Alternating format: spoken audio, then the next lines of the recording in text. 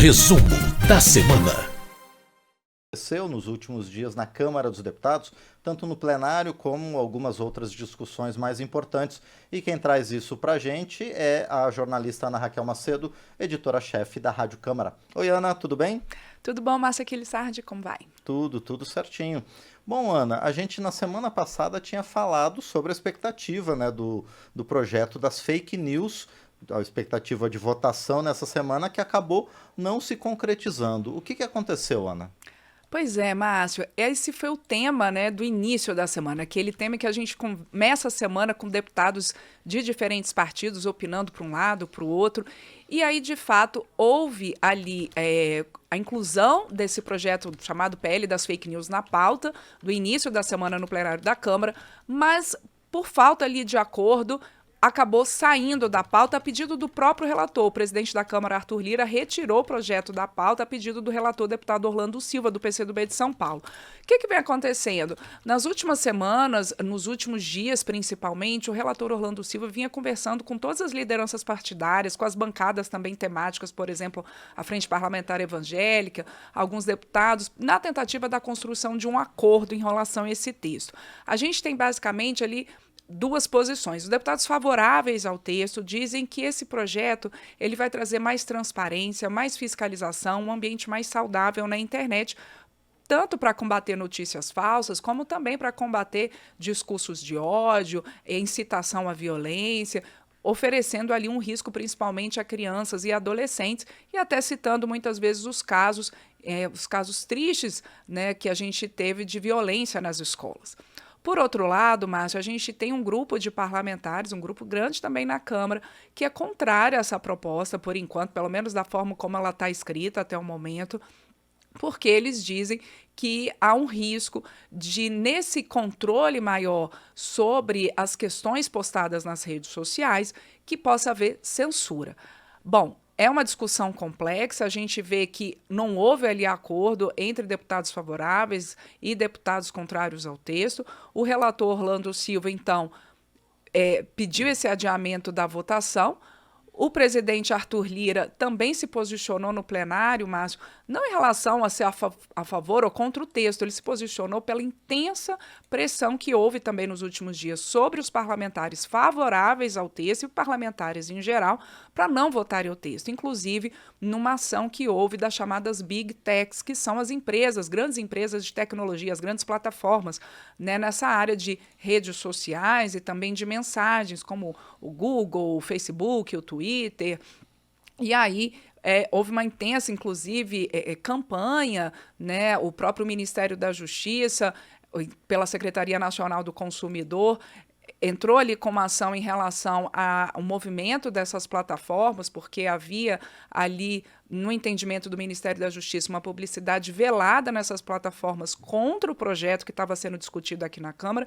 O presidente Arthur Lira, inclusive, Márcio, disse que vai tomar as medidas cabíveis, já acionou a advocacia da Câmara para tomar as medidas cabíveis contra essas empresas que estavam se posicionando pela não votação do PL, chamado PL das fake news, porque, segundo o presidente Arthur Lira, houve quase que ali um impedimento do funcionamento de um poder pela pressão nas redes sociais, também por mensagens que os deputados vinham recebendo, inclusive com ameaças.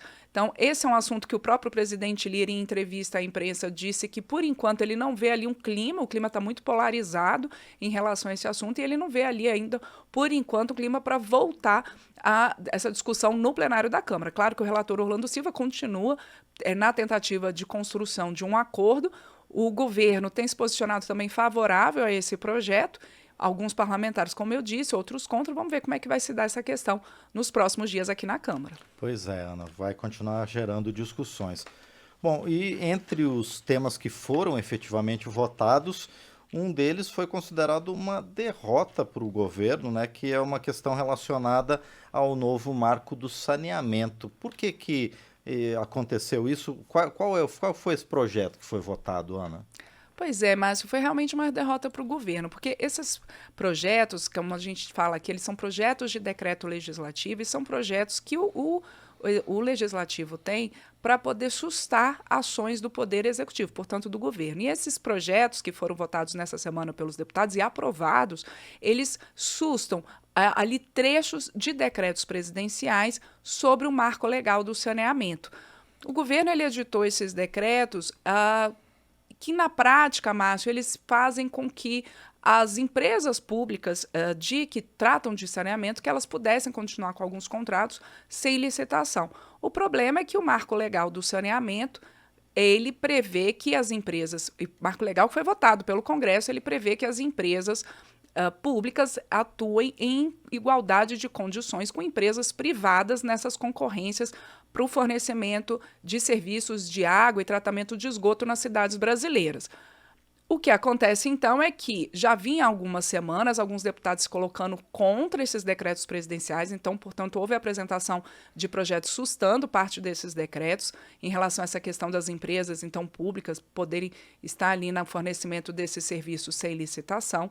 O governo, por meio do seu líder aqui no Congresso, aqui na Câmara, quer dizer, o deputado José Guimarães, ele colocou que o governo estava negociando mudanças nesses decretos, ele pediu, inclusive, o deputado José Guimarães em plenário no dia da votação, para que os deputados não votassem esse texto nessa tentativa de construção ali de mudanças junto com o governo nessa regulamentação. Mas deputados que eram contra essas mudanças colocadas por decreto presidencial disseram que já vinham esperando uma resposta do governo já há algum tempo, que o governo tinha silenciado sobre esse assunto e que, portanto, era preciso votar essa suspensão desses trechos dos decretos presidenciais. Muitos deputados e a maioria, né, a gente teve uma votação com 295 votos sim e 136 não. E os deputados que votaram sim, eles colocaram que os serviços de saneamento ainda são deficitários em muitas partes do país e que a ideia do marco legal do saneamento é poder fazer essa universalização.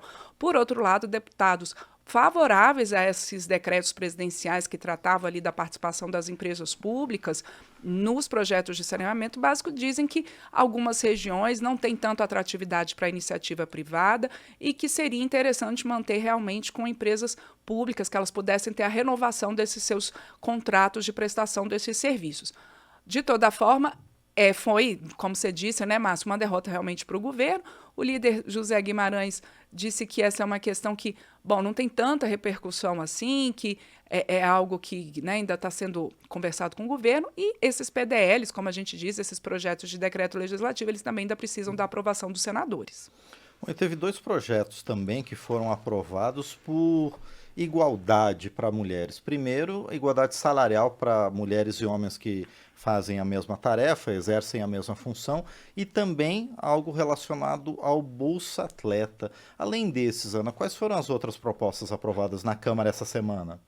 Pois é, foram propostas, como você disse, Márcio, propostas importantes nessa área de mais igualdade de condições para homens e mulheres, tanto no mercado de trabalho quanto também no meio esportivo. Esse sobre o Bolsa Atleta permite, então, que as atletas gestantes ou que tenham tido bebê até 6 meses, em até 6 meses, que elas possam, durante esse período de licença gestante ou também durante o seu período de gestação, que elas possam continuar recebendo a Bolsa Atleta, mesmo que não tenham como comprovar desempenho em competições ou treinamentos. E a gente sabe que isso realmente não é possível quando você está gestante ou quando você está acabou de ter neném. Então, que possa ser possível essa manutenção da Bolsa Atleta nesse período, por um tempo de aí que não pode ultrapassar 15 meses, mas, claro, com isso tendo condições mais favoráveis para as mulheres atletas. E também, por essa proposta aprovada pelos deputados, as atletas gestantes teriam, então, prioridade na renovação do Bolsa Atleta. Esse projeto ainda precisa passar pelo Senado. Outra questão aprovada de mais igualdade para as mulheres, já aí no mercado de trabalho como um todo, foi esse projeto, então, aprovado, que ele deixa claro ali na consolidação das leis do trabalho, a CLT, que é obrigatória a igualdade de condições e igualdade salariais para mesmos cargos entre homens e mulheres, ou seja, não pode haver qualquer tipo de discriminação pelo fato ali de gênero, raça, etnia, origem, idade, nada disso. E que, por essa proposta aprovada, não apenas isso fica obrigatório e muito claro na CLT, como também haverá punições às empresas que não adotarem essas medidas de igualdade ali salarial para homens e mulheres que ocupem os mesmos cargos. E aí, essa multa administrativa, ela pode chegar até 10 vezes o valor do salário, do novo salário a ser pago, pode ser inclusive o dobro se houver reincidência da empresa, não exclui outras medidas também ali, por exemplo, por danos morais, e essa proposta prevê também que haja ações nas empresas para promoção da igualdade salarial, que haja canais de denúncia. Então, quer dizer, não só uma punição às empresas que eventualmente discriminarem seus funcionários pela questão do gênero, mas também que haja medidas que possam cada vez mais levar a uma igualdade de condições no acesso ao mercado de trabalho para homens e mulheres. Além dessas duas propostas relacionadas mais diretamente à igualdade de condições para homens e mulheres, a gente também teve uma proposta importante aprovada no sentido de dar mais segurança às mulheres, que é uma proposta que prevê que no Estatuto da Ordem dos Advogados do Brasil, a OAB, haja medidas para punições quando houver questões de assédio moral, assédio sexual e discriminação. Então, que possa haver sanções disciplinares no âmbito do exercício da advocacia quando houver esses casos, então, de assédio moral, sexual ou discriminação também. E ainda os deputados aprovaram nessa semana a inscrição do Padre Cícero no livro de Heróis e Heroínas da Pátria. O Padre Cícero, que foi ali um padre no século XIX, muito conhecido e que, inclusive, há muito, até hoje no Nordeste, principalmente, muitos devotos a Padre Cícero. Desde 2022, inclusive, há um processo na Igreja Católica para a beatificação do Padre Cícero. Ele que, então, por essa proposta aprovada pelos deputados, tem seu nome inscrito no livro de Heróis e Heroínas da Pátria. Lembrando que tanto essas propostas relacionadas ao Bolsa Atleta, como igualdade de condições no mercado de trabalho, na OAB e essa do Padre Cícero, todas essas ainda precisam da votação também pelos senadores. Bom, e além dessas votações, dessas discussões no plenário, a Câmara também continua a receber vários ministros aqui ao longo dessa semana, na continuidade dessa série de audiências públicas que os titulares de diversas pastas estão fazendo aqui na Câmara dos Deputados. Quais foram os ministros que compareceram dessa vez, Ana? Então, Márcio, nessa semana vieram 4 ministros aqui à Câmara. Exatamente como você colocou, cada titular da pasta, é normal isso no início, principalmente de governo, que eles venham trazer aqui as propostas prioritárias da sua pasta ou que venham explicar questões específicas. Então, quem que veio essa semana? Veio o ministro da Agricultura, Carlos Fávaro, que comentou sobre diversos assuntos, além de colocar as prioridades e os recursos que estão previstos ali para o Plano Safra de financiamento da agricultura nesse ano. E o ministro Fávaro também falou sobre questões relacionadas ao MST, lembrando que tem aqui já criada, mas ainda não instalada, uma CPI na Câmara para investigar invasões provocadas pelo Movimento dos Trabalhadores Rurais Sem Terra, o MST. O ministro Fávaro diz que não é favorável a invasões, mas diz que o governo sim favorável ao diálogo com todos os movimentos sociais e diz que é legítima a procura, então, pela reforma agrária para que cada um tenha a possibilidade de plantar e de estar no campo, se assim for a sua vontade. Também veio aqui à Câmara essa semana o ministro de Minas e Energia, Alexandre Silveira, que falou muito sobre o empenho da sua pasta e do governo para que a Petrobras, embora seja uma empresa pública com acionistas, tanto como acionista majoritário o governo, mas também acionistas minoritários, mas que a Petrobras tenha sua gestão com uma forma independente, mas que também tem o seu papel social, principalmente atendendo ali a questões como a autossustentabilidade das refinarias do país para poder baratear o combustível. Veio também a ministra da Cultura, Margarete Menezes, que falou da recuperação de investimentos na área, dos recursos previstos a partir da aprovação do Congresso da Lei Aldir Blanc II e da Lei Paulo Gustavo, que junto com os recursos que já eram previstos para a pasta da cultura vão totalizar cerca de 8 bilhões de reais para esse setor que é importante para a cultura nacional, mas também para a geração de empregos, Márcio. Ela também foi questionada sobre os critérios de recursos colocados via Lei Rouanet, e ela colocou que há sim intenção do governo de fiscalizar, mas disse que é importante que a cultura seja financiada no país e que haja investimento à cultura. Por fim, também veio mais uma vez o ministro da Justiça, Flávio Dino. Já é a terceira vez que o ministro Flávio Dino vem à Câmara para prestar esclarecimentos.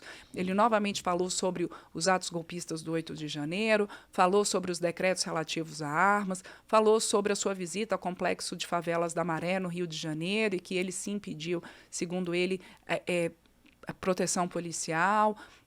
E também comentou, na sua vinda aqui à Câmara, sobre as recentes ações da Polícia Federal envolvendo ali o ex-presidente Jair Bolsonaro sobre um suposto esquema de falsificação de cartões de vacina. Ele disse que o governo brasileiro vem atuando, sim, no combate à corrupção. Ele foi questionado por muitos deputados em relação a isso. Ele disse que está, sim, o governo continua, sim, fazendo o combate à corrupção, Márcio. Muito bem, então essas foram as principais ocorrências aqui na Câmara ao longo dessa semana, as votações e também essas discussões com deputados. Agradeço a você, Ana, e a gente se vê na próxima semana. Certamente, Márcio. Obrigada a você, obrigada para quem acompanha a gente ao vivo aqui no Resumo da Semana, tanto aqui na Rádio Câmara, como na Rede Legislativa de Rádio, também pelo canal da Câmara no YouTube, e quem vê ou acompanha a gente em podcast depois, ou pelas nossas rádios parceiras, como a Rádio Comunitária Capela 87.9 FM de Capela, em Alagoas.